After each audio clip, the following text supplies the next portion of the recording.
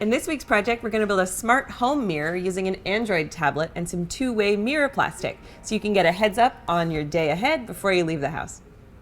I found this project on GitHub by Hannah Mitt, and since I've never done any Android development before, I thought it would be a fun place to start.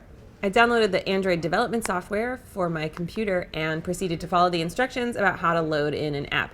The trickiest part for me was making sure I had the right SDKs installed for the version of Android I was running and getting that connection going.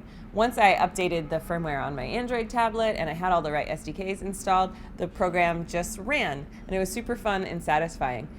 This is a great project to do with an older Android device that you're not really using for anything currently, and it can show you the date, the time, the weather, your stocks, and even the latest XKCD. You can find two-way mirror plastic online or at your local plastic store, and they'll usually cut it to size for you, or you can laser cut a more fun design. To install the mirror in your house, just use double-sided tape to stick the Android tablet to one corner of your two-way mirror plastic, and then cover the rest of the mirror plastic in a dark material like black construction paper.